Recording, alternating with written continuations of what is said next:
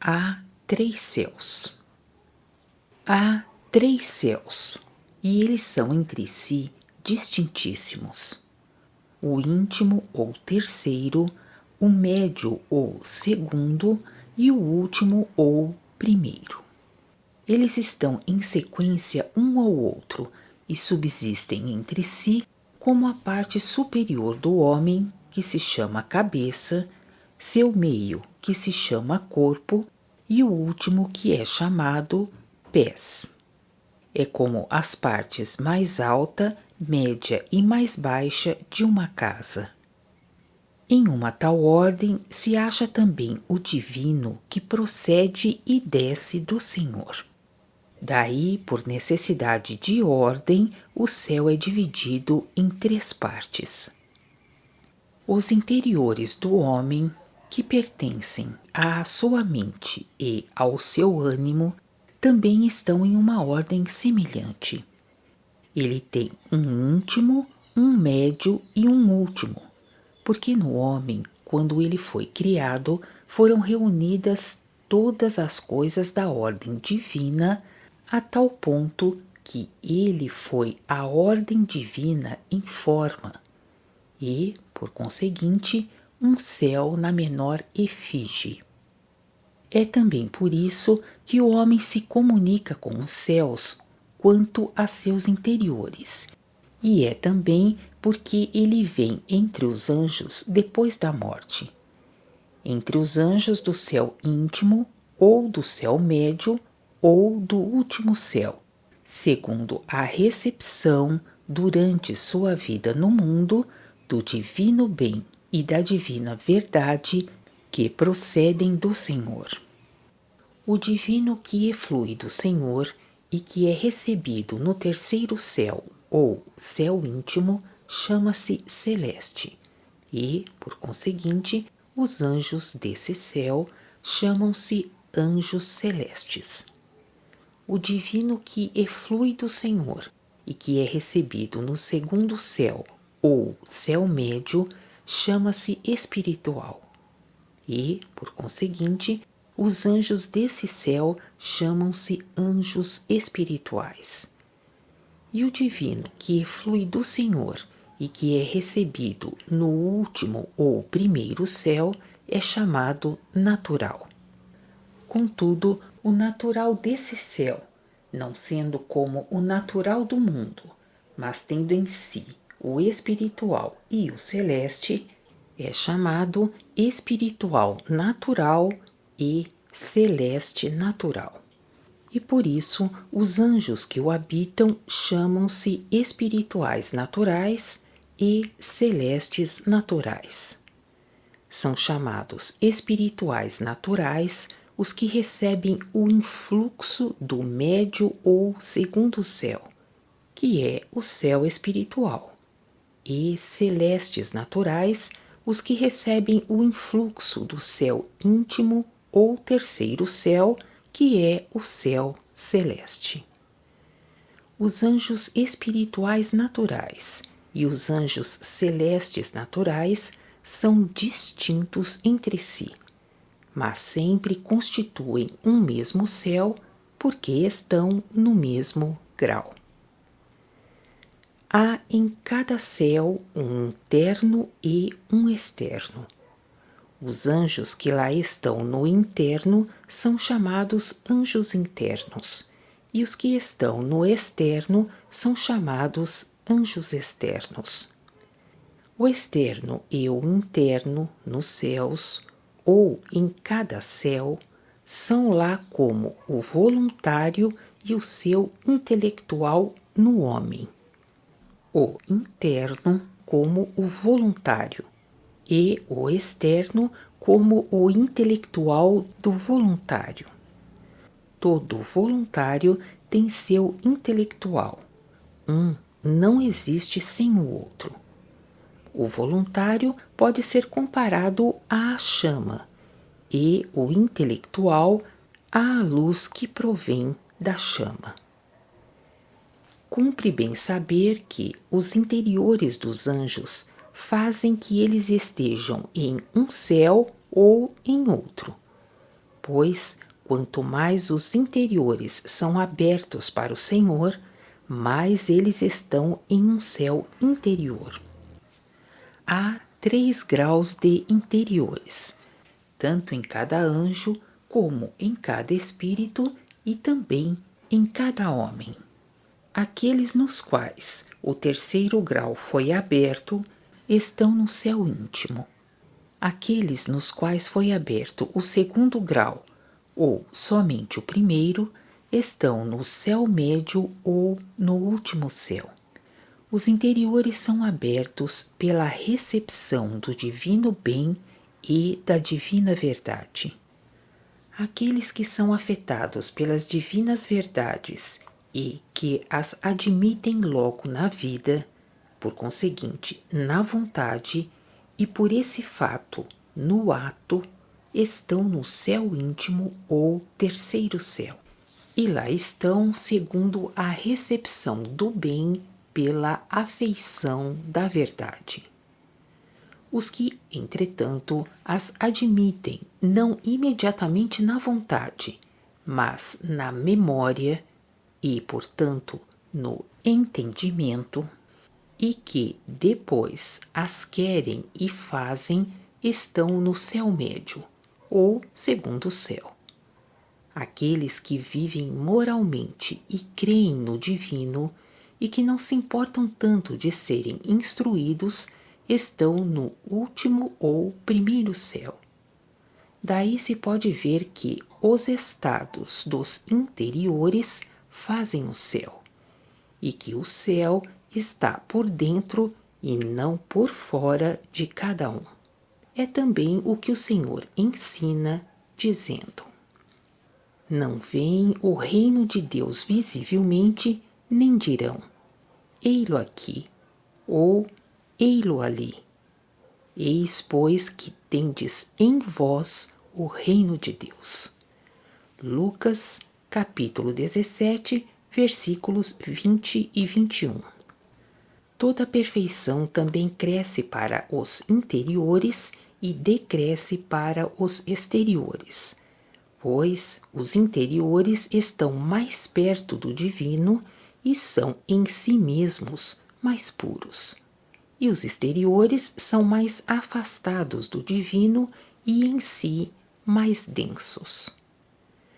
A perfeição angélica consiste na inteligência, na sabedoria, no amor e em todo o bem, e por conseguinte, na felicidade.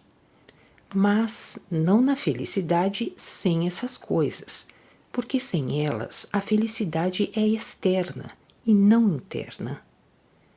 Como os interiores dos anjos do céu íntimo foram abertos no 3º grau, a sua perfeição excede em muito a perfeição dos anjos do céu médio, cujos interiores foram abertos no 2º grau.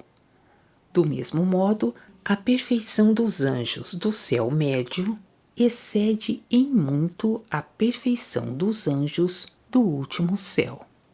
Porque há uma tal diferença, o anjo de um céu não pode vir entre os anjos de um outro céu. Isto é, o de um céu inferior não pode subir, nem o de um céu superior descer. Aquele que sobe de um céu inferior é acometido por uma ansiedade que vai até a dor, e não pode ver os que estão no céu superior ao seu, nem com mais forte razão conversar com eles. E aquele que desce de um céu superior é privado de sua sabedoria, balbucia e chega ao desespero. Alguns habitantes do último céu, não tendo ainda sido instruídos que o céu consiste nos interiores do anjo, acreditavam que chegariam a uma felicidade celeste superior se entrassem no céu onde estão os anjos que gozam essa felicidade. Foi-lhes então permitido entrar lá.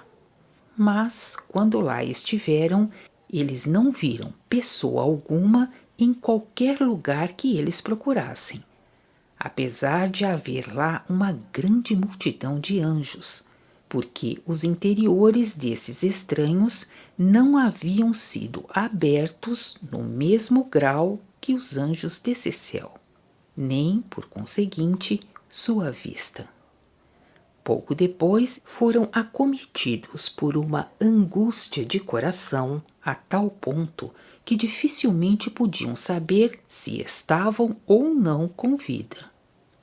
Por isso, trataram logo de voltar para o céu de onde tinham saído, regozijando-se de se acharem de novo entre os seus, e prometeram nunca mais desejar coisas mais elevadas do que as que concordam com a sua vida.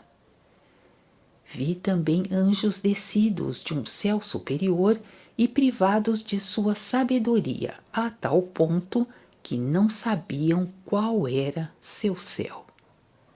Não sucede o mesmo quando o Senhor eleva anjos de um céu inferior a um céu superior, para que eles vejam a glória dele, o que ocorre frequentes vezes.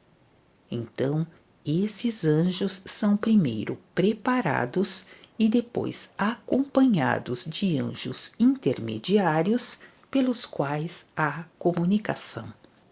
Pelo que precede, é evidente que esses três céus são muito distintos entre si. Em um mesmo céu, cada um pode ser consociado com qualquer que lhe apraz. Contudo, os prazeres da consociação estão em relação com as afinidades do bem em que se está. Mas este assunto será desenvolvido nos artigos seguintes. Ainda que os céus sejam de tal modo distintos que os anjos de um céu não possam ter relacionamento com os anjos de um outro, a verdade é que o Senhor conjunge todos os céus por influxo imediato e por influxo mediato. Pelo influxo imediato que procede dele em todos os céus, e pelo influxo mediato de um céu em um outro céu. E, por esse modo, faz que os três céus sejam um e que todos sejam ligados do primeiro ao último, de modo que nada existe que não seja ligado. O que não é ligado por intermediários com um primeiro não subsiste, mas é dissipado e se torna nulo. Quem não sabe de que modo os graus estão relacionados com a ordem divina, não pode compreender como os céus são distintos, nem mesmo o que seja o homem interno e o homem externo. No mundo, a maior parte dos homens não tem outra noção dos interiores e dos exteriores, ou dos superiores e dos inferiores, senão do que é contínuo, ou coerente por continuidade, desde o mais puro até o mais espesso. Mas os interiores e os exteriores estão entre si em uma relação não contínua, mas discreta. Os graus são de dois gêneros: há graus contínuos e há graus não contínuos. Os graus contínuos são como os graus do decréscimo da luz, desde a chama até a escuridão, ou como os graus do decréscimo da vista, que da luz passam para a sombra, ou como os graus de pureza da atmosfera, desde sua profundidade até a sua parte mais elevada. As distâncias determinam esse grau. Ao contrário, os graus não contínuos, mas discretos, foram diferenciados como anteriores e posteriores, como a causa e o efeito, e como o que produz e o que é produzido. quem examinar a questão verá que em todas as coisas do mundo, tanto em geral como em particular, quaisquer que sejam, há graus de produção e de composição. Isto é, que de uma coisa procede uma outra, e desta uma terceira, e assim por diante. Quem não adquirir para si a percepção desses graus, não pode de modo algum saber a diferença dos céus, conhecer as distinções das faculdades interiores e exteriores do homem, nem a distinção entre o mundo espiritual e o mundo natural, nem a distinção entre o espírito e o corpo do homem, e por conseguinte não pode compreender também o que são e onde estão as correspondências e as representações, nem de onde elas vêm, nem qual é o influxo. Os homens sensuais não percebem essas distinções, porque os crescimentos e os decréscimos, segundo esses graus, eles os fazem também contínuos. Por esse motivo, eles só podem conceber o espiritual como um natural mais puro. Por isso é que eles ficam também do lado de fora e longe da inteligência. É-me permitido, em último lugar, referir a respeito dos anjos dos 3 céus, um arcano que até aqui não ocorreu à mente de pessoa alguma, porque os graus não foram compreendidos. É o seguinte: em cada anjo e também em cada homem há um grau íntimo ou supremo, ou um certo íntimo e supremo, no qual o divino do Senhor influi primeiro ou de mais perto, e segundo, o qual ele dispõe os outros interiores que vêm depois, segundo os graus da ordem no anjo e no homem. Esse íntimo ou supremo pode ser chamado a entrada do Senhor no anjo e no homem, e seu domicílio mesmo neles. É por esse íntimo ou supremo que o homem é homem, e se distingue dos animais brutos, porque os brutos não o têm. Daí vem que o homem, diferentemente dos animais, pode, quanto a todos os interiores que pertencem à sua mente e ao seu ânimo, ser elevado pelo Senhor para o Senhor mesmo, crer nele, ser afetado pelo amor para com ele e assim ver o Senhor mesmo, e assim poder receber a inteligência e a sabedoria e falar segundo a razão. Daí vem também que ele vive eternamente. Contudo, o que é disposto e provido pelo Senhor nesse íntimo não influi manifestamente na percepção de anjo algum, porque isto está acima de seu pensamento e excede sua sabedoria. São essas as coisas comuns aos 3 céus. No que vai seguir, se tratará de cada céu em particular.